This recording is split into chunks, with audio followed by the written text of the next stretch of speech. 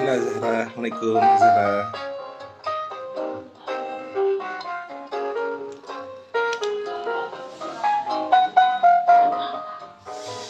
Irma Rafita, selamat datang.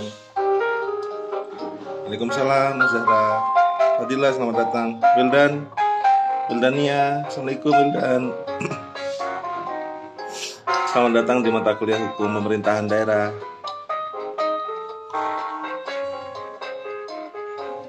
Kalau tidak, teman-teman jangan lupa ngisi absensi di LMS ya. Halo Futi, selamat pagi Futi.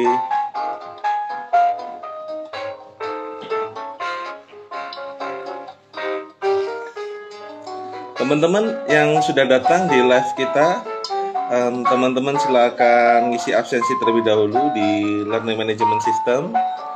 Dan kemudian teman-teman juga menjawab diskusi 2 sudah saya klik di mana tuh di kolom LMS. Ina, selamat datang Ina. Sudah sarapan pagi Ina.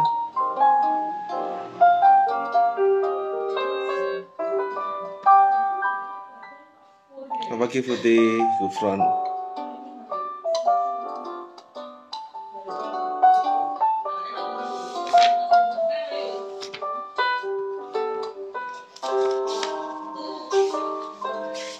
Sambil nunggu teman-teman yang lain ya, teman-teman Gufron dan kawan-kawan Ina,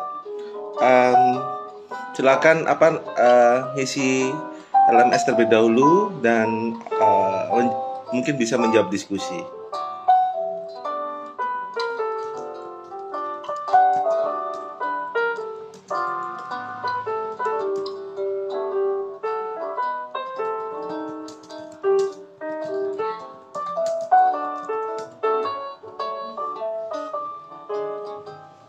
Waalaikumsalam Mas Aziz. Halo Mas Aziz, selamat pagi.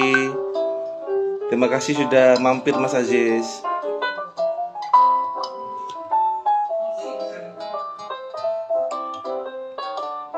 Halo Effendi, selamat datang. Oke, kita mulai teman-teman ya. Assalamualaikum warahmatullahi wabarakatuh. Bismillahirrahmanirrahim. Alhamdulillah salatu wassalam Alikul ali ayahrul anam Rabbun karim ba'antahu khulukin alim fasyolana indal karim amma ba'du. Makasih teman-teman yang sudah hadir di pagi hari ini mata kuliah hukum pemerintahan daerah, yang mana pada minggu ini, kalau kemarin kita bicara masalah sejarah tentang hukum pemerintahan daerah, arti dan terminologi pemerintahan daerah. Untuk minggu ini teman-teman kita bicara mengenai pengertian pokok dalam pemerintahan daerah. Kalau kita bicara pemerintahan daerah di Undang-Undang Dasar itu ada pembagian yakni ada wewenang pemerintah pusat dan ada wewenang pemerintah daerah. Wewenang pemerintah pusat itu dalam hal ini adalah ibu kota, kemudian pemerintah daerah bisa bermakna itu provinsi, bisa bermakna kabupaten kota di sini, dan daerah istimewa, baik daerah istimewa Yogyakarta dan juga daerah istimewa Aceh, teman-teman. Itu merupakan bagian dari pemerintah daerah. Kalau kita bicara pemerintah daerah, kita kan mengetahui teman-teman, kita dalam sistem pemerintahan kita itu di sistem negara kesatuan. Ya, negara kesatuan. Negara kesatuan kita itu, negara kesatuan itu maknanya bukan bermakna kita adalah negara federal. Kalau negara federal itu dimaknai ada pembagian wewenang pemerintah pusat dan pemerintah daerah. Kita pernah mengalami konsep negara bagian dengan bentuk adalah Republik Indonesia Serikat.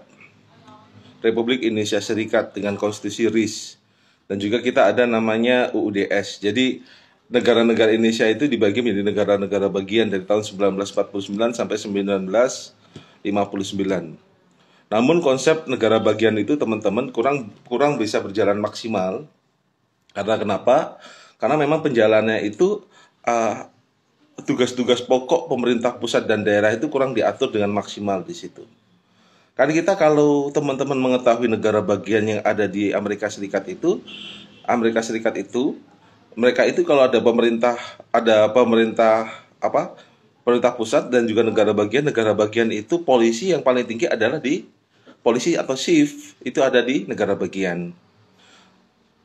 Pengadilan paling tinggi itu adalah di negara bagian, bukan sampai pemerintah pusat. Indonesia kan tidak. Indonesia itu ada pemerintah kabupaten, kemudian pengadilan pun ada pemerintah kabupaten, provinsi dan pusat di situ. Sedangkan kalau di negara bagian itu susunan paling tinggi itu baik itu jaksa agungnya dan kemudian bicara masalah kepolisiannya dan pengadilannya ada di negara bagian sama seperti di Malaysia. Malaysia bukan sistem hakimnya itu Supreme Court-nya Malaysia itu atau pengadilan tertinggi di Malaysia bukan seperti di Indonesia, di Jakarta bukan teman-teman. Tapi pengadilan tinggi yang di Malaysia itu di negara bagian itu adalah Supreme Court-nya.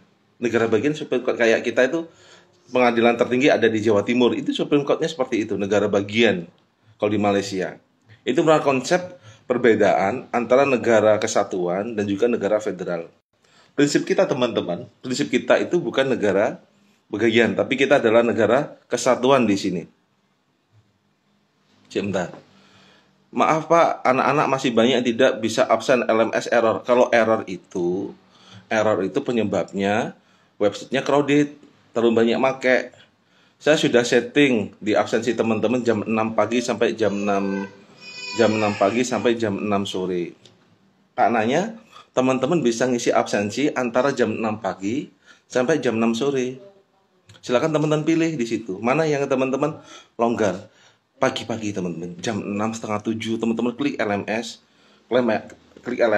kemudian teman-teman ngisi absensi. Setelah ngisi absensi, teman-teman cek di WA, Pak Basuki mau live di IG, itu aja. Nanti jawab diskusi kan, saya jawab diskusi juga waktunya sampai hari Minggu. Teman-teman cari waktu-waktu yang longgar, malam longgar, jawab diskusi itu longgar. Saya gunakan longgar selonggar mungkin agar teman-teman bisa bisa belajar bersama-sama. Halo Pak Haji Rahmat, Rasbib. Selamat datang Pak Haji Rahmat. Panutan saya ini Pak Haji Rahmat teman-teman. Itu ya, ngisi absensinya kalau lagi hang karena banyak make. Oke, kita kembali pada materi kuliah kita. Kalau kita konsep pemerintahan, kan kemudian dalam pemerintahan itu teman-teman, dalam pemerintahan, wah ini Pak Haji Rahmat ini teman-teman, ini beliau guru saya di IAIN Jember, Pak Haji Rahmat ini. Beliau baik sekali Pak Haji Rahmat teman-teman. Kita kembali ke materi lagi teman-teman. Dalam konsep pemerintahan daerah, kita kan ada pemahaman tuh pembagian, ada pemerintah pusat, ada pemerintah daerah. Kalau pemerintah pusat itu sesuai dengan Undang-Undang Dasar itu adalah presiden dan wakil presiden. Pemerintah pusat itu tempat di mana presiden dan wakil presiden menyelenggarakan pemerintahan. Itu adalah pemerintah pusat di sini. Presiden dan wakil presiden. Setelah itu pemerintah pusat, presiden dan wakil presiden, pemerintahan itu dibagi menjadi pemerintahan itu dibagi menjadi dua, Indah. Ada pemerintahan sempit, ada pemerintahan luas. Sempit itu dimaknai itu adalah presiden dan wakil presiden, pemerintah pusat. Pemerintah dalam arti yang luas itu adalah kewenangan pemerintah daerah di sini. Kewenangan pemerintah daerah yang lebih luas teman-teman. Itu perbedaannya. Ada pemerintah sempit, ada pemerintahan daerah. Maka kemudian perbuatan keputusan diambil pemerintah atau bestur itu adalah pemerintah luas. Dalam pemerintah sempit itu ada konsep pemerintahan daerah. Maka kemudian kewenangan antara pemerintah pusat dan pemerintah daerah itu dibagi untuk biar ada kewajiban. Mana kewajiban dari pemerintah pusat dan ada kewajiban dari pemerintah daerah. Karena konsep kita negara kesatuan. Dan perjalanan kita setelah menjalin beberapa konsep, kita pernah apa teman-teman, konsep negara bagian kita kurang cocok, maka dibentuklah provinsi. Indonesia bentuknya provinsi. Kalau di Jepang namanya prefecture. Jepang tuh prefecture. Prefecture tuh kayak provinsi, tapi kalau saya tanya Siwaku teman di Jepang itu, prefecture tuh negara bagian negara bagian administratif. Kayak negara provinsi. Kalau kita kayak prefecture tuh di Jepang kayak karisidenan teman-teman. Kan dulu di Indonesia kok kayak itu kita belum bentuknya kan kayak dulu itu ada provinsi, ada karisidenan, Ada provinsi, ada karesidenan, ada kabupaten kota, ada kecamatan, ada desa. Kalau dulu kan kita ada provinsi Jawa Timur. Karesidenan kita karesidenan Besuki. Besuki itu teman-teman, Besuki itu meliputi eh, Lumajang, Bondowoso, Jember, Situbondo, Banyuwangi. Iya, itu karesidenan Besuki.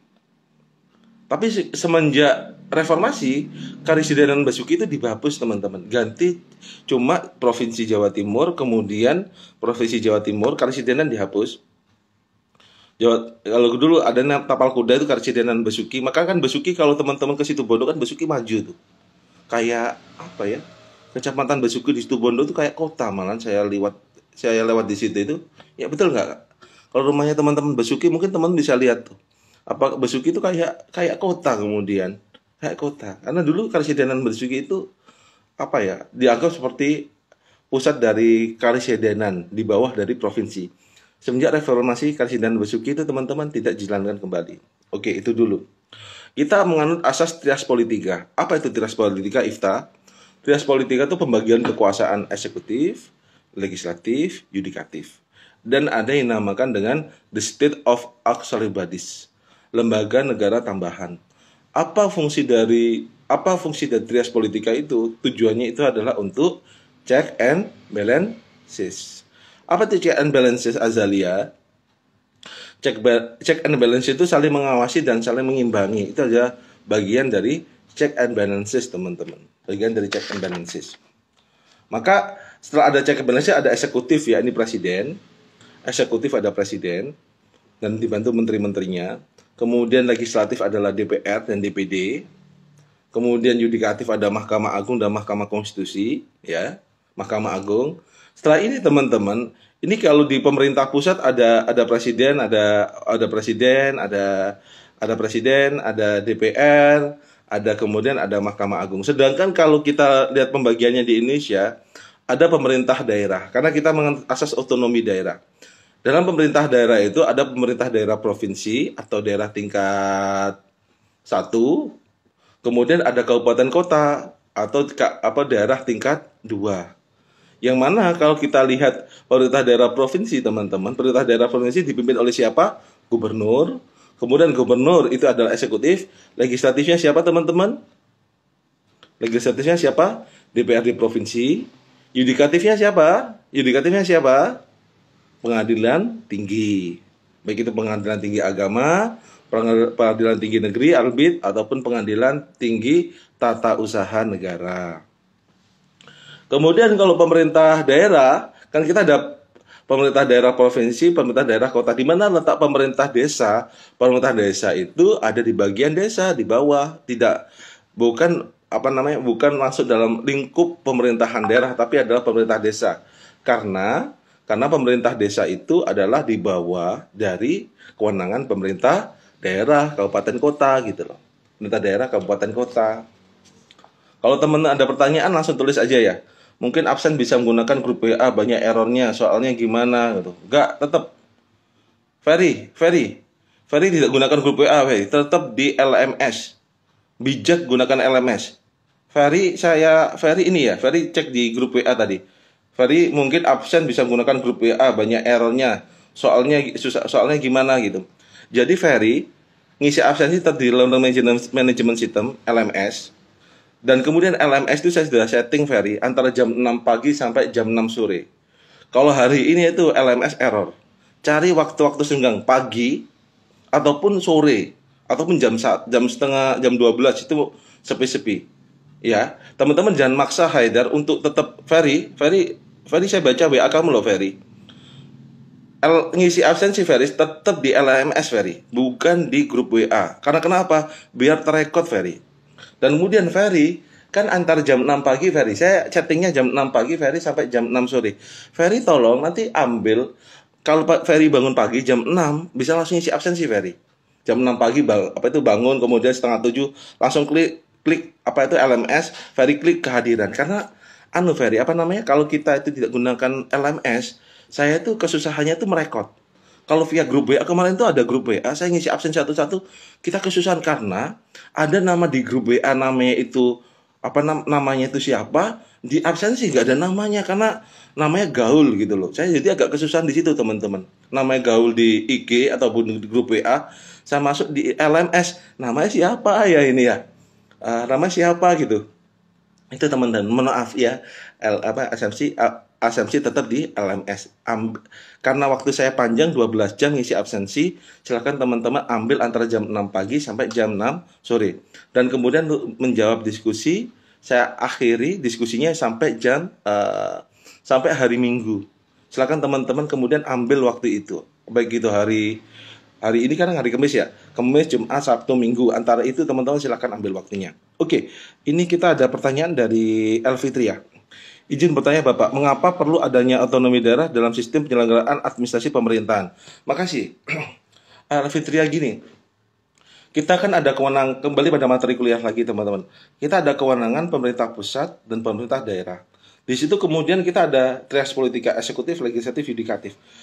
Adanya pembagian kekuasaan tadi, karena waktu itu kita sistemnya adalah ada hal yang itu milik kewenangan pemerintah pusat, dan ada juga itu kewenangan pemerintah daerah. Ada pembagian tugas di situ seperti pengelolaan anggaran, pengelolaan masyarakat, kemudian pengaturan dalam bidang OPD, organisasi pemerintah daerah, dinas-dinas itu kan itu adalah kewenangan dari pemerintah daerah. Jadi biar sesuai dengan job description-nya, job desk itu kerjaannya.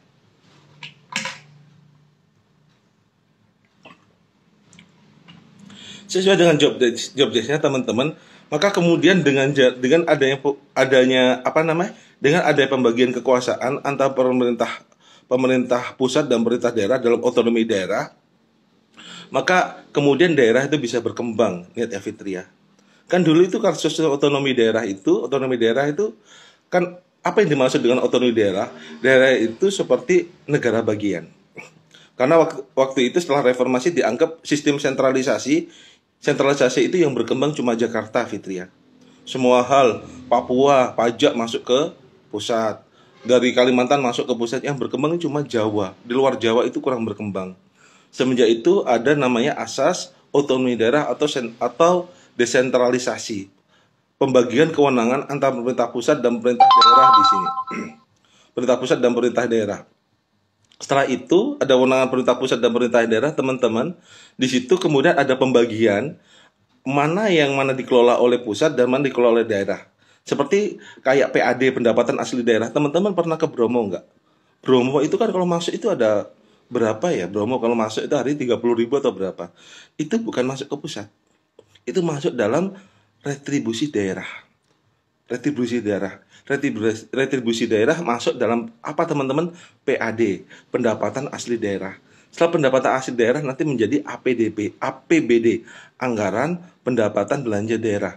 Sebab itu teman-teman nanti itu setiap daerah bisa maju masing-masing Fitria dengan cara pengelolaan anggaran tersebut Fitria.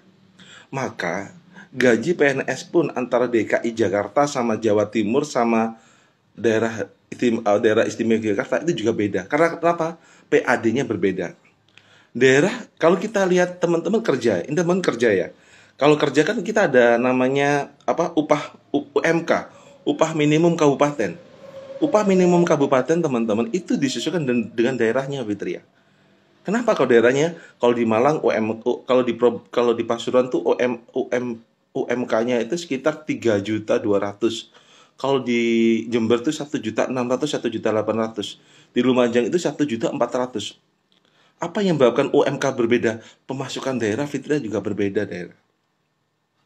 Semakin daerah itu maju kayak kalau Fitria kerja di Jakarta, gaji Jakarta hari ini per bulannya itu 4 juta. Gaji per bulan 4 juta. Sedangkan kalau kita itu di Jawa Timur atau di Jember mungkin Jember 1.800.000 itu UMK-nya, upah minimum kabupatennya. Pasuruan tuh 3 juta. Yang menyebabkan itu karena otonomi daerah atau pemasukan dari daerah itu berbeda-beda Fitria. Semakin maju daerah, maka PAD, pendapatan asli daerah, retribusi daerah, dan juga anggaran pendapatan belanja daerah, itu Fitria juga berbeda. Tujuannya ada otonomi daerah adalah untuk ada pembagian kewenangan pemerintah pusat dan pemerintah daerah, dan kemudian menjadikan daerah itu maju. Tidak cuma Jakarta yang maju, tapi adalah semua daerah maju. Hari ini teman-teman, gara-gara otonomi daerah, semua bupati, wali kota berlomba-lomba untuk memajukan daerah masing-masing. Kayak Banyuwangi, Banyuwangi maju hari ini. Pendapatan beasiswa Banyuwangi Cerdas itu lebih banyak daripada Lumajang ataupun Situbondo. Karena kenapa? Di Banyuwangi itu teman-teman ada namanya Tumpang Pitu. Tumpang Pitu itu merupakan tambang emas terbesar setelah Freeport. PT BHC dekatnya Pulau Merah. Kebetulan teman saya kerja di PT BSI itu teman-teman. Ada Tumpang Pitu di situ. Tumpang Pitu itu penghasil emas terbesar setelah adanya Freeport. Hasil dari PAD-nya Tumpang Pitu teman-teman, emas tadi itu masuk ke Pemkab Banyuwangi dan uangnya tidak dihabiskan, uangnya didiamkan. Baik itu melalui bunga, anggaran kan hitung-hitungan 1M aja dibungakan. Kan uangnya itu bunga dari 1M ataupun menggunakan sistem bagi hasil dalam syariah, dalam ekonomi syariah bagi hasil. Bagi bunganya aja teman-teman atau hasil dari bagi hasil ekonomi syariah itu bisa memberikan beasiswa anak-anak Banyuwangi dengan sistem beasiswa Banyuwangi Cerdas. Itu di luar dari Basnas teman-teman. Itu yang terpenting apa Elfitria? Pengelolaan anggaran pemerintah daerah. Tapi Bapak Suki kok banyak yang pemerintah daerah nggak maju, kok banyak bupati wali kota ditangkap gara-gara KPK gitu. Karena hal tersebut kemudian mereka kan kurang begitu amanah. Kalau dia amanah pasti dia bisa mengembangkan daerahnya masing-masing. Seperti hari ini Fitria, kan desa-desa itu berkembang masing-masing. Desa-desa itu kayak di Bondowoso berlomba-lomba membuat pariwisata baru. Kalau desanya maju, maka desanya bisa mengelola anggaran dengan bagus, desa yang bisa maju hari ini. Tergantung kan otonomi daerah Fitria, cara agar para daerah itu baik pusat dan daerah-daerah itu bisa maju bersama-sama dengan menggunakan sumber daya alam dan sumber daya manusia yang dimiliki. Jadi sumber daya alam yang dimiliki daerah itu tidak serta-merta masuk ke pusat Fitria, tidak serta-merta masuk ke pusat Elfitria. Maka ini Fitria, setiap daerah itu Fitria adalah unik. Setiap daerah itu unik Fitria. Kok bisa unik Pak Basuki? Karena setiap daerah punya karakteristik masing-masing. Setiap daerah punya karakteristik masing-masing. Seperti kita, saya dan Fitria, saya dengan Mariatul Kopti, ataupun dengan Haidar kan berbeda. Oh sorry, Ridwan hadir, Ridwan hadir di sini, Ridwan ini. Tolong isi absensi Ridwan ya. Itu kan kita punya setiap daerah, kembali pada materi kuliah. Setiap daerah punya itu teman-teman, punya ciri khas masing-masing. Nah, itu bisa dikembangkan. Contohnya di Papua ada Freeport, tapi di daerah lain tidak ada Freeport. Kayak Kabupaten Jember kan kemarin ada masalah tambang emas silo ya. Tapi Jember kan ada yang unik. Apa unik? Kota karnival atau ada karnivalnya. Yang mana daerah lain tidak ada. Kampus negeri ada di Jember semua. Situbondo apa ada kampus negeri? Tidak ada. Bondowoso ada kampus negeri? Nggak ada. Tapi Situbondo memiliki pantai yang bagus-bagus, pasir putih. Apakah Bondowoso memiliki pasir putih? Nggak ada. Tapi Bondowoso memiliki kawah Wurung, kawah Ijen, ataupun daerah wisata seperti arak-arakan. Setiap daerah punya ciri khas masing-masing teman-teman. Itu yang ingin dikembangkan dalam otonomi daerah. Itu Fitriah ya. Kemudian ada pertanyaan lagi ada? Baik Bapak Indah ya. Oke. Ria Risma, Pak izin bertanya, apakah otonomi daerah bisa diberlakukan tanpa persetujuan dari pemerintah pusat? Ini sistem otonomi daerah sudah berjalan hari ini di Indonesia. Setelah kita reformasi, kan kita ada namanya, setelah kita reformasi kita ada introspeksi diri teman-teman. Ternyata yang sistem sentralisasi kan kita ada dua sistem. Ada namanya sentralisasi, ada desentralisasi. Kalau sentralisasi itu kewenangan daerah diambil oleh pusat termasuk keuangannya dan pembangunan yang mengatur itu adalah pusat, Risma. Sedangkan kemudian itu berlaku dari tahun 1959 sampai 1999 zaman Pak Harto. Orang-orang Risma itu mulai bertanya-tanya, ternyata sistem kita dengan sistem sentralisasi ini menyebabkan daerah-daerah Risma tidak berkembang dan daerah-daerah kemudian tidak bisa membangun daerahnya. Diubah dari sistem sentralisasi itu menjadi desentralisasi atau desentralisasi kewenangan pusat diberikan pada kewenangan daerah, atau desentralisasi itu Risma dimaknai dengan konsep otonomi daerah, Risma. Jadi desentralisasi sama otonomi daerah itu sama, Risma, maknanya. Dan itu ada kewenangannya. Yang berlaku di otonomi daerah, Risma, cuma masalah anggaran, pajak dan mengelola retribusi. Itu kewenangan pemerintah daerah. Tapi masalah keamanan, keamanan hubungan luar negeri dan juga masalah hukum pengadilan itu tetap ikut pemerintah pusat gitu loh. Maka apakah otonomi daerah bisa dilakukan tanpa persetujuan? Nggak bisa. Ini sesuai aturannya ya, Risma. Kalau saya jawab normatif pertanyaan Risma, tetap harus ikuti pemerintah pusat. Tapi sekarang sudah berlaku dari semua kabupaten, provinsi, daerah, kota, mereka sudah otonomi daerah masing-masing. Namun Risma, apabila mungkin ada pemekaran, contoh Situ Bondo sudah kota, tapi Mbak Suki ingin menjadi kota sendiri, itu harus izin pemerintah pusat. Contoh lagi, teman-teman tahu pernah ke Malang? Pasti pernah ke Malang kan, daerah dekat kita. Malang itu teman-teman dulu kan ada Kabupaten Malang, ada Kota Malang. Sebelumnya cuma Kabupaten Kota Malang, tapi sekarang dirubah Kabupaten Malang berdiri sendiri, Kota Malang berdiri sendiri. Tapi ada satu lagi yang pecah teman-teman, yakni Kota Batu. Kota administrasi Batu. Jadi di Malang punya tiga kepala daerah. Ada Kabupaten Malang dengan bupati, ada Kota Malang dengan wali kota, dan juga Kota Batu di sini. Apakah Situbondo bisa buka kota sendiri, Pak Basuki? Bisa. Kalau semua masyarakat Situbondo itu mengajukan pemecahan daerah, pemekaran daerah. Ada Situbondo, ada Kota Situbondo, dan ada Kabupaten Situbondo, dan ada Kota Basuki gitu. Tapi kayaknya Kabupaten Situbondo nggak mau, Risma. Karena mereka PAD-nya akan berkurang di situ. Kayak gini loh teman-teman. Karena kemarin ada informasi Madura itu mau buat provinsi tersendiri. Madura itu ingin pisah daripada provinsi Jawa Timur dengan logan provinsi Madura. Ramai-ramai orang dari tahun 2017 itu Madura ingin jadi provinsi tersendiri. Praktiknya teman-teman kan tidak jadi-jadi tuh. Karena kenapa? Jawa Timur mau lepas Madura juga mikir-mikir itu. Mau berat juga. Karena kenapa? Karena Madura penghasil PAD, pendapatan asli daerah di Jawa Timur juga besar. Maka ditahan-tahan, Risma. Itu Risma ya. Maka kalau pemekaran daerah perlu izin pemerintah pusat. Tapi kalau otonomi daerah sudah aturan, Risma, di Undang-Undang 23 tahun 2014 tentang pemerintahan daerah, maka setiap daerah menjalankan sesuai dengan otonomi daerah, Risma. Anggaran banyak yang dimakan oknum petingginya, Pak. Memang iya sih, itu anggaran-anggaran tuh iya, memang iya. Itu kelemahan dari otonomi daerah. Maka kemudian KPK turun. Irma Rofita, KPK turun. Karena anggaran-anggaran gara-gara adanya otonomi daerah itu muncul raja-raja kecil di daerah. Raja-raja kecil di daerah. Kayak kita hari ini kan muncul kepala desa seperti OKB baru. OKB baru. Itu adalah imbas.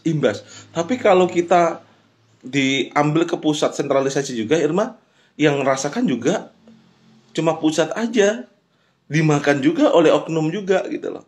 Maka kemudian saya rasa adalah semua punya dilematis, ada kekurangan, ada kelebihan, Risma.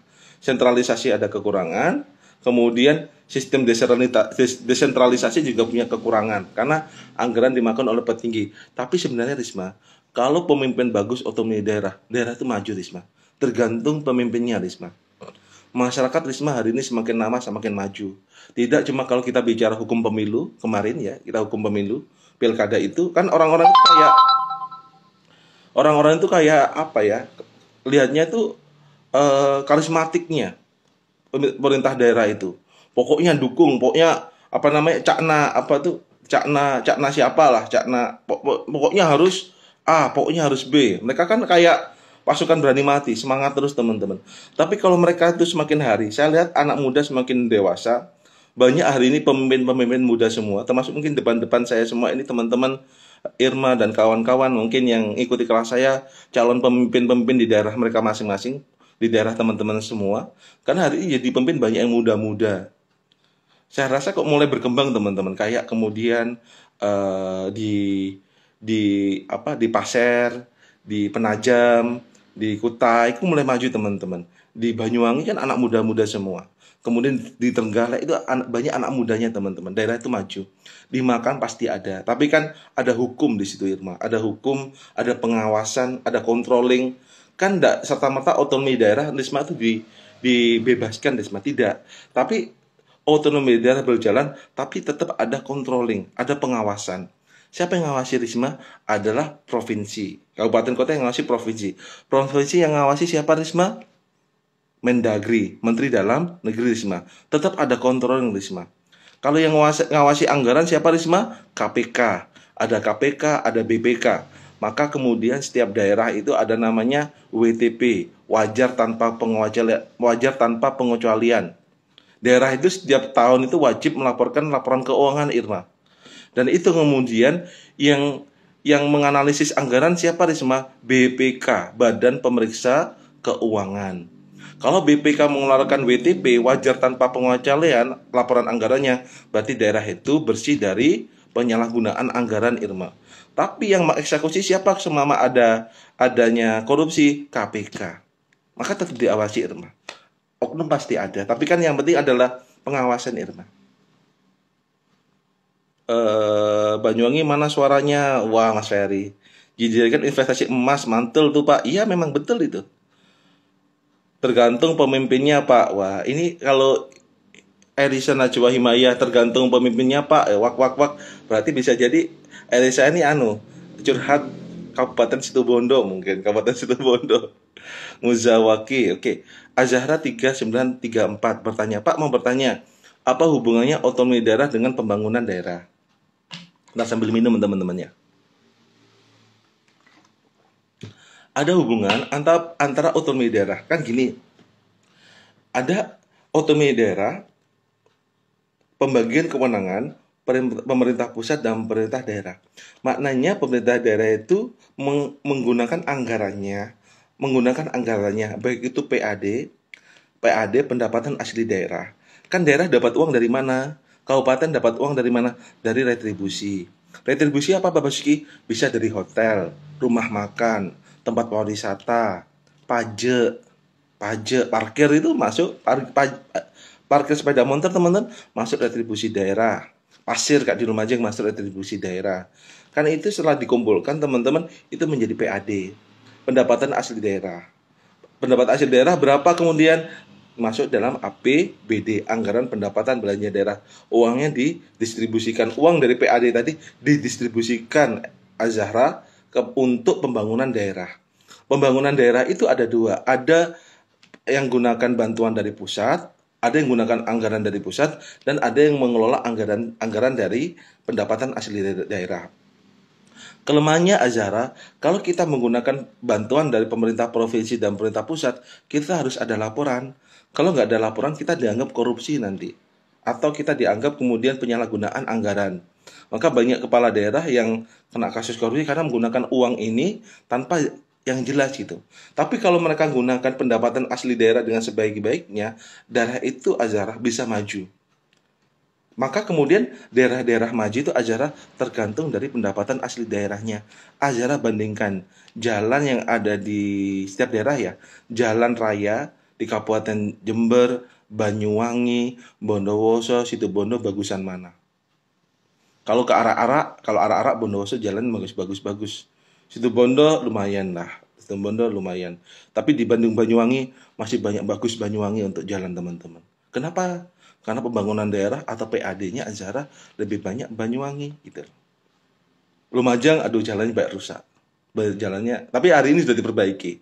Maknanya apa? Pembangunan daerah kayak pembangunan jalan tol.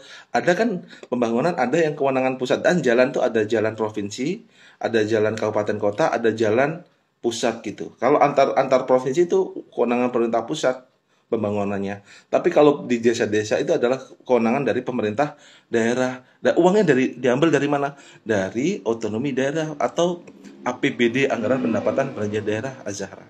Itu Azahra ya. Elisa Najwa Himayah. Pantainya Situbondo bagus Pak, yuhu kekayaan laut Situbondo. Oh iya sih, bagus Situbondo. Kemarin saya ke Pasir Putih gitu. Pasir Putih. Dan tapi kalau kalau dia Basuki lepas dari Situbondo, Elisa itu juga menjadi Jadi aneh ya, tapi sepi hari ini. Pantai Pasir Putih hari ini sepi gara-gara virus corona. Baher, Azam, Ahmad Mawardi, selamat datang Mas Mawardi. Futi 2310. Apa implikasi otonomi daerah di bidang hukum, sosial, budaya, ekonomi, politik, baik segi positif dan negatifnya? Makasih. Kalau kita kemudian kita masuk materi lagi teman-teman ya, masalah pertanyaan otonomi daerah ini, pertanyaan dari Futi 2310. Kita kan ada pemerintah pusat, ada pemerintah daerah. Kemudian muncul namanya Forkompinda.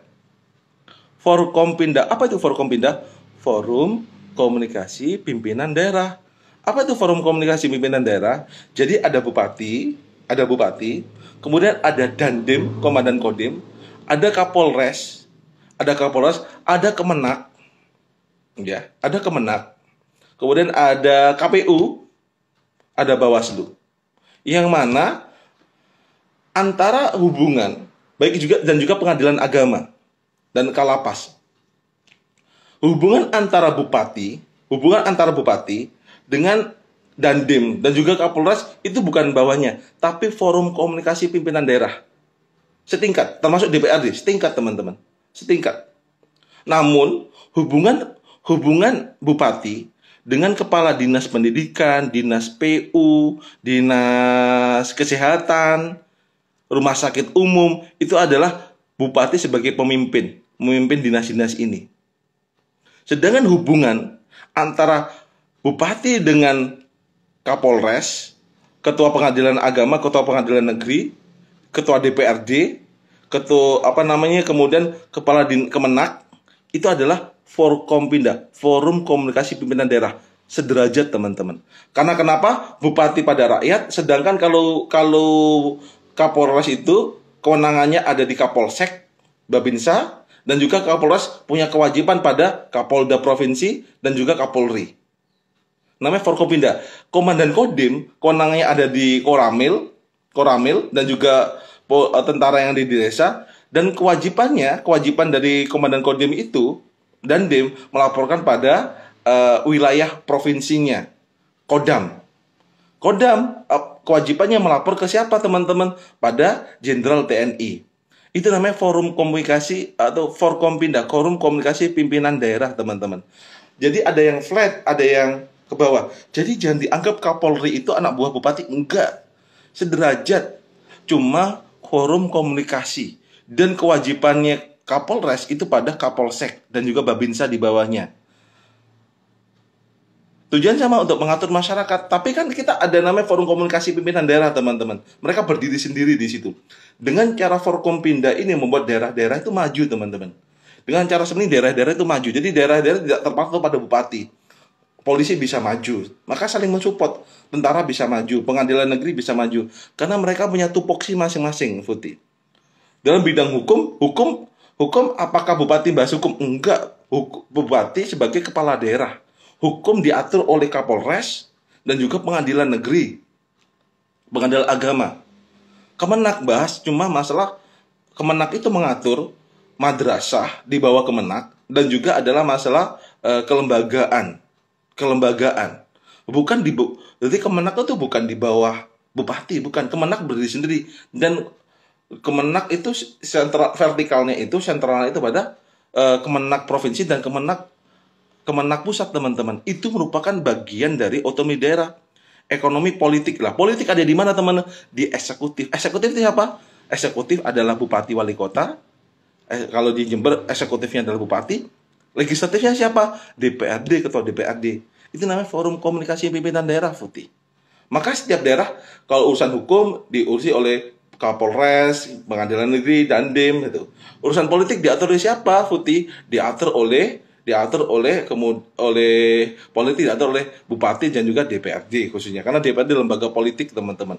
Kemudian bahas ekonomi, bagaimana? Ekonomi diatur oleh ada perusahaan, di situ kemudian ada dinas-dinas, maka tersebut ada juga ada pengusaha. Nah, pengusaha ini di luar dari itu. Tapi kan ada BUMD, Badan Usaha Milik Daerah. Teman-teman mandi di mana? Gunakan di sungai atau di sumur? Banyakan hari ini mandi teman-teman menggunakan air PDAM. PDAM itu merupakan Badan Usaha Milik Daerah. Iya enggak? PDAM itu adalah badan usaha milik daerah, Putih. Teman-teman mandi itu kan per bulan bayar tuh. Nah, teman-teman bayar per bulan ke PDAM itu masuk ke retribusi daerah. Karena PDAM merupakan BUMD, Badan Usaha Milik Daerah. Maka ada pembagian di situ, Putih. Dengan cara seperti ini, dengan cara pembagian kekuasaan Forkompinda ini, harapannya daerah-daerah itu maju, tidak melulu politik. Ada yang fokus ekonomi, ada fokus hukum, ada fokus pemerintahan. Kan bupati wali kota fokusnya pemerintahan. Politik, DPRD sebagai lembaga legislatif punya 3 kewenangan. Cuma controlling, pengawasan, budgeting, anggaran, dan regeling, membuat peraturan. Itu aja, lainnya nggak ada. Itu, Putih, ya. Ada pembagian. Dengan cara Forkompinda ini, pembagian otonomi daerah ini, harapannya daerah-daerah bisa maju. Jadi tidak semua dikelola oleh pusat, tapi daerah-daerah bisa mengelola anggarannya dengan sebaik-baiknya, teman-teman. Itu wujud dari otonomi daerah atau adanya Forkompinda, Forum Komunikasi Pimpinan Daerah. Kalau di kecamatan ada namanya Forkompincam, Forum Komunikasi Pimpinan Kecamatan. Apa itu Forkompincam? Ada camat, ada kapolsek, ada kemenak, kepala KUA, kepala KUA. Ada kemudian itu ada komandan Koramil. Itu Forkompincam, Forum Komunikasi Pimpinan Kecamatan. Bagaimana mengatur masyarakat di kecamatan. Apa ada Forkompindes, Pak Basuki? Nggak ada. Cuma diatur oleh desa di sini. Itu, Putih, ya. Elda Titanika 03. Sama seperti desa di daerah Kawah Ijen Bondowoso yang awalnya satu kecamatan jadi pecah membuat kecamatan sendiri. Iya, ada yang seperti itu. Karena mungkin mengatur, mereka merasa bisa membuat kecamatan sendiri. Itu diperbolehkan, teman-teman. Pemekaran wilayah namanya. Pemekaran wilayah itu jadi daerah itu dipecah, mereka membuat kecamatan baru, desa baru. Maka kemudian setelah dipecah, teman-teman, mereka bisa menjadi kepala desa baru gitu. Itu boleh. Nanti mereka kan ada namanya pembangunan daerah masing-masing. Mereka bersaing di situ. Dengan ada seperti ini, berlomba-lomba. Dengan adanya otonomi daerah, teman-teman, membuktikan kita bisa fastabikul khairat, berlomba-lomba dalam kebaikan. Kan daerah-daerah berlomba. Dengan hari ini pun sama. Kecamatan pun atau desa-desa kan berlomba-lomba menjadi desa terbaik, teman-teman, di sini. Dengan cara seperti ini, teman-teman. Termasuk Kapolres, kan semua berlomba-lomba menjadi terbaik. Dengan cara seperti ini, kita tidak bingung mencari bibit-bibit unggul atau calon penerus bangsa, teman-teman. Karena banyak pemimpin daerah itu hadir karena dia dari desa, dari kota. Kan Pak Jokowi dari mana? Ayo kita mikir, kita masuk ke politik. Pak Jokowi dari mana, teman-teman? Wali Kota Solo, 2 periode. Saat wali kota Solo, Pak Jokowi masuk di mana? Gubernur DKI. Loncatannya tinggi sekali. Setelah Gubernur DKI, teman-teman, Pak Jokowi kemana? Presiden. Karena kenapa? Ada panggung politik gitu loh. Ada panggung politik. Kalau daerah itu maju, kan Pak Jokowi dulu di Solo maju gara-gara ada kartu Indonesia Pintar. Apa itu? Kartu Solo Pintar sama kartu Solo Sehat gitu loh. Hari ini diaplikasikan dengan bentuk kartu Indonesia Pintar dan kartu Indonesia Sehat gitu. Kan itu kayak apa, teman-teman? Kalau daerah maju itu bisa menjadi panggung politik kepala daerah tadi untuk menuju pada tingkatnya. Iya, Pak Jokowi di Solo maju. Kemudian Solo maju diamanai menjadi Gubernur DKI. Setelah di Gubernur DKI, diamanai kembali menjadi Presiden. Karena itu panggung politik. Iya enggak? Kayak Pak Emil Elisianto Dardak, istrinya namanya Arumi Bahsin. Kan itu sebelumnya adalah, saya ngikuti Pak Emil itu waktu dia S3 di Jepang. Bapaknya itu adalah Menteri PU. Dia masih keturunan Kiai Dardak di Trenggalek.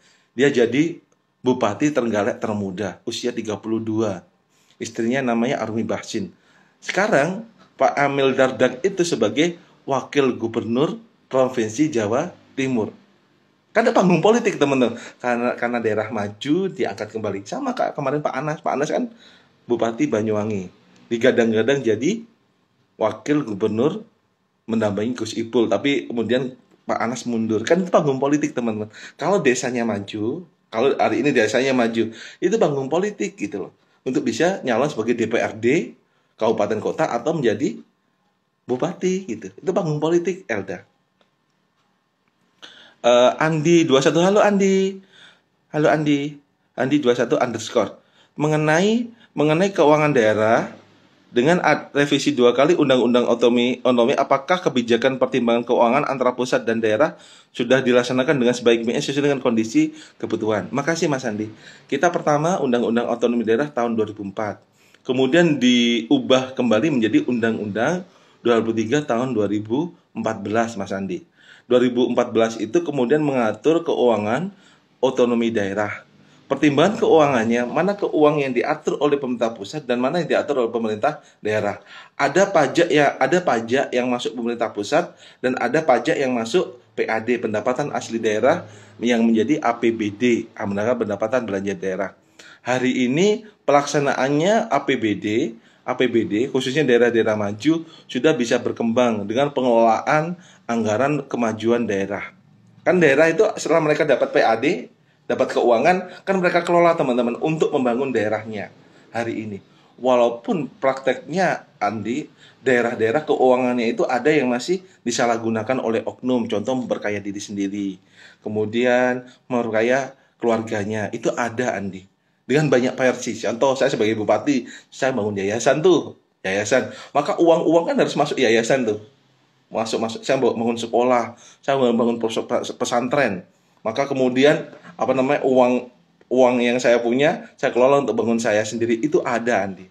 Nah, itu perlu pengawasan. Memang tidak ada sistem yang mulus-mulus teman-teman, baik itu sentralisasi atau otonomi daerah, pasti ada kelemahannya. Tapi merupakan, saya rasa dengan cara kita perbaikan terus sistem, kita pernah sistem otonomi daerah dulu dengan sistem Republik Indonesia Serikat negara bagian, kemudian berkembang, kemudian hari ini zaman Pak Harto sentralisasi, masyarakat setelah Pak Harto turun, masyarakat merasa kurang puas dengan pemerintahan Pak Harto, muncul kemudian ide tentang otonomi daerah. Ini merupakan sejarah kita. Sejarah kita mengalami beberapa fase. Karena itu cara kita berpikir dewasa, kita pernah jatuh bangun teman-teman. Tapi harapannya dengan adanya sistem ini pasti ada kelemahan, tapi itu Andi, ada terus perbaikan Andi tentang pembangunan dan juga keuangan daerah berdasarkan Undang-Undang 23 tahun 2014 tentang pemerintahan daerah. Albit, bagusan Jember Pak. Iya sih, bagusan Jember. Afkarina Devi, tapi di bawah ini banyak desa yang jalannya masih rusak Pak, kelihatan mencolok antara satu desa dengan desa lain, betul. Kira-kira penyalahgunaan dana dari Kades atau bendahara, apakah ada badan pengawasnya? Masih Afkarina. Jadi itu ada gini Afkarina, ada jalan yang mana jalan tuh gini. Jalan tuh ada, kalau antar provinsi itu kewenangan provinsi dan juga kewenangan pemerintah pusat. Kalau itu jalan kabupaten kota, kalau jalan kabupaten kota itu adalah kewenangan pemerintah kabupaten kota. Tapi kalau jalan desa itu kewenangan dari, kalau ganggang desa itu menggunakan anggaran desa. Jadi tidak semua jalan-jalan desa itu di cover oleh pemerintah kabupaten kota, tapi ada juga itu yang dikelola oleh pemerintah desa. Contoh di YIN Jember, jalan depan YIN Jember, Mangli itu ikut mana? Kabupaten apa provinsi atau desa? Jalan Mangli, perempatan Mangli itu. Teman-teman ikuti perempatan Mangli kan, depan Mangli ikut mana teman-teman? Itu ikut pemerintah provinsi. Karena antar kabupaten kota. Maka jalan bagus antar provinsi. Kemudian masuk ke kampus, ikut mana teman-teman? Itu ikut kabupaten kota. Masuk milenial itu. Kemudian gang-gang itu masuk jalan-jalan kampus, ikut mana? Itu diatur oleh kampus teman-teman. Desa pun sama, dikelola oleh desa. Maka tidak serta-merta pembangunan desa yang mencolok itu karena bupatinya, karena itu harus menggunakan dana desa Afkarina. Kan ada jalan desa, kalau jalan desa maka yang bangun desa. Ada jalan kecamatan, ya, maka yang bangun itu adalah kabupaten kota. Ada jalan provinsi, luas antar provinsi atau kabupaten kota. Itu dananya, pembangunannya gunakan anggaran provinsi atau pusat teman-teman. Seperti itu. Afkarina Devi sudah. Azam Contong, mohon bertanya Pak, jika dengan adanya Forkompinda, mengapa aturan Pemda masih kontra dengan pusat? Siapa yang harus dipatuhi? Makasih. Bentar ya, sambil saya minum Azam. Kita sudah ada Forkompinda, Forum Komunikasi Pimpinan Daerah. Tapi mengapa pemerintah kota masih pusat? Oke, Azam harus.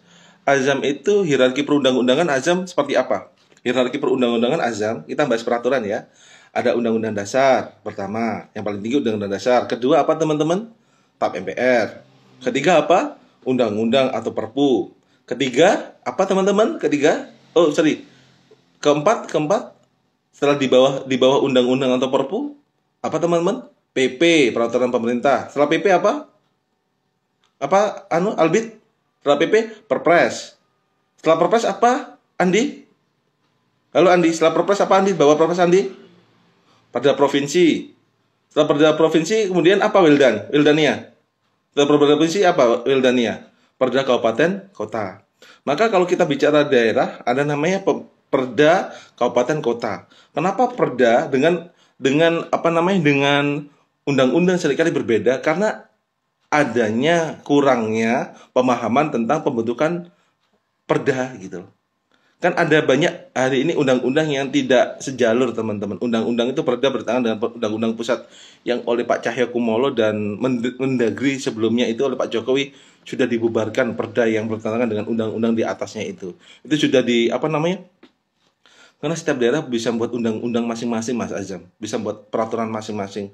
Maka hari ini adanya perbedaan perda dan pusat karena pembentukan daerah.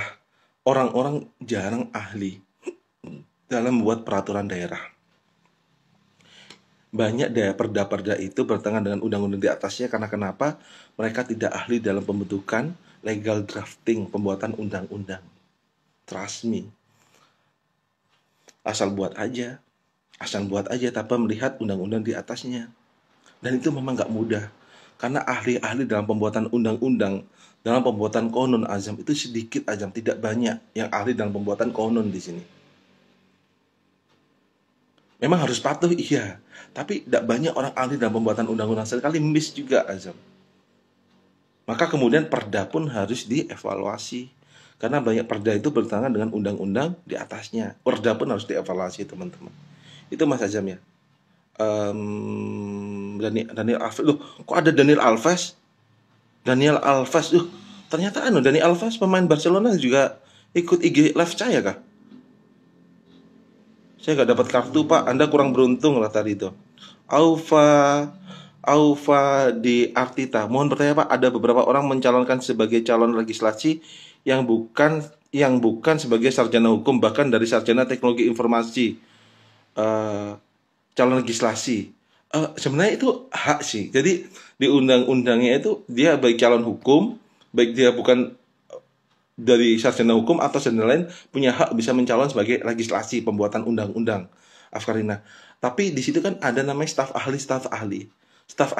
dalam pembuatan undang-undang. Prakteknya Afkarina, Aufana Diartita itu ya ini memang ahli-ahli dalam pembuatan undang-undang itu sedikit Aufa. Banyak ahli hukum tata negara itu yang masih belum fokus ke situ. Itu memang kelemahan di situ. Mencalon sebagai legislasi. Tapi kan konteksnya walaupun dia itu hak, tidak masalah. Dia bukan sarjana hukum, walaupun dia sarjana teknologi informasi, IT nggak ada masalah. Yang terpenting adalah mereka ada staf ahli nanti. Staf ahli. Jadi kayak DPRD, bupati, mereka punya staf ahli hukum. Baik kabag hukum dan staf ahli hukum itu. Itu yang perlu dikembangkan sebenarnya. Perlu dikembangkan dalam pembentukan peraturan perundang-undangan di sini. Apakah itu mempengaruhi dengan pemerintah ke depannya Pak? Mempengaruhi. Memang ahli itu Aufa ya. Ahli-ahli dalam bidang pembentukan peraturan perundang-undangan itu masih sedikit Aufa. Mungkin Aufa kalau teman-teman hari ini nanti lanjut S2 Hukum Tata Negara, mungkin teman-teman bisa ambil pembentukan perancangan undang-undang karena masih sedikit yang ahli bidang itu. Ahli perdata pidana banyak. Hukum tata negara yang ahli dalam bidang pembentukan peraturan undang-undangan itu masih lemah teman-teman. Mungkin teman-teman kalau ada rezeki bisa ambil ini, pembentukan perancangan undang-undang.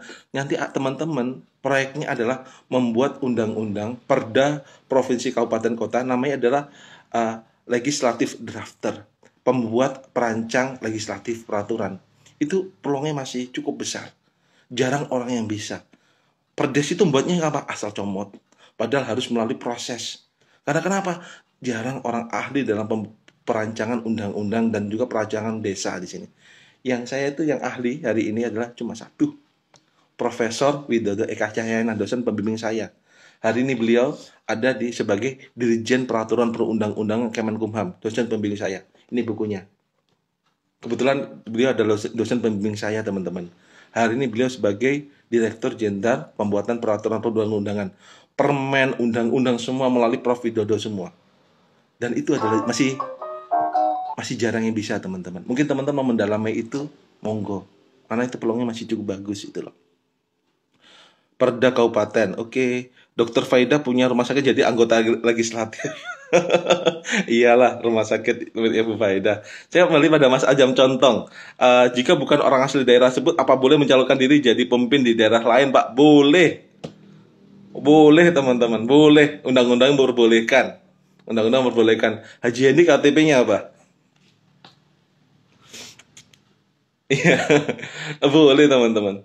Jadi DPRD aja boleh, DPR RI itu apa namanya, wilayah Lumajang Jember, dari Nasdem itu, Pak Charles, Haji Charles, KTP-nya Jember atau Jakarta? Jakarta kan, itu bisa diubah. Yang terpenting dia memenangi pemilihan umum kepala daerah, Mas Jam. Yang penting dia menangi pemilihan umum kepala daerah. Kalau nggak menangi juga bisa gitu loh. Kalau nggak menangi nggak bisa. Maka dia harus menang. Dan itu ada triknya. Ada ilmu politik, ada ilmunya. Maka kemudian di dalam ilmu ada ilmu lagi. Kalau kita bicara hukum pemerintahan daerah, ada ilmu lagi di dalam hukum pemerintahan daerah. Bagaimana kita bisa membuat perda gitu. Bagaimana kita bisa membuat perda. Kan ada ilmu lagi, teman-teman. Setelah itu ada ilmu lagi. Di dalam ilmu masih ada ilmu lagi, teman-teman. Apa ilmunya?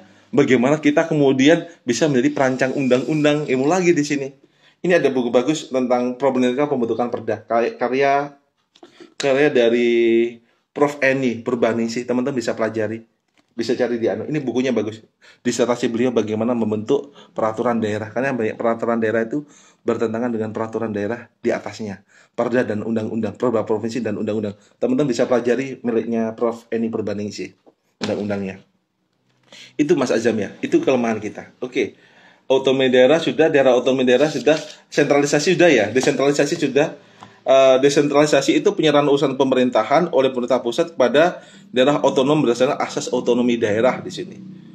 Hakikat desentralisasi adalah pendelegasian kekuasaan pemerintah ke pemerintah yang lebih rendah untuk agar bisa mengelola APBD, sama penjelasan dengan yang saya jelaskan. Jadi adanya delegasi, pembagian kewenangan dari pusat ke daerah, sistem desentralisasi, teman-teman. Maka kemudian kalau kita bicara desentralisasi, kita bicara APBD, APBN, anggaran pendapat belanja negara. Apa ada APBD, anggaran pendapat belanja daerah. APBD didapat dari mana, teman-teman? Dari PAD, pendapatan asli daerah. PAD diambil dari mana? Dari retribusi, pajak, kemudian parkir, dan lain-lain. Itu masuk dalam PAD, pendapatan asli daerah. Dan juga ada belanja daerah. Daerah nanti bisa membelanjakan APBD-nya itu sesuai dengan anggaran per bulannya. Melalui apa? Musrenbang, musyawarah tingkat kabupaten kota. Ada musrenbang, teman-teman. Maka setiap pengelolaan anggaran, masyarakat bisa mengevaluasi atau mengecek setiap penggunaan anggaran di kabupaten kotanya. Kabupaten kota. Maka kemudian jarang sekali bupati itu miskin, jarang. Banyak yang kaya. Hari ini apa ada kepala desa miskin? Tidak ada. Banyak yang kaya. Karena kenapa? Mereka lah sebagai pengelola anggaran. Pengelola anggaran. Bupati pengelola anggaran. Yang mengelola anggaran, mengelola keuangan, teman-teman. Maka banyak desa-desa bupati itu, gubernur maju-maju karena mereka mengelola anggaran. Apalagi dengan uang yang cukup luas sekali. Memang kata Bu Faida kemarin rame-rame di IG itu, Bu Faida gajinya cuma 6 juta. Iya.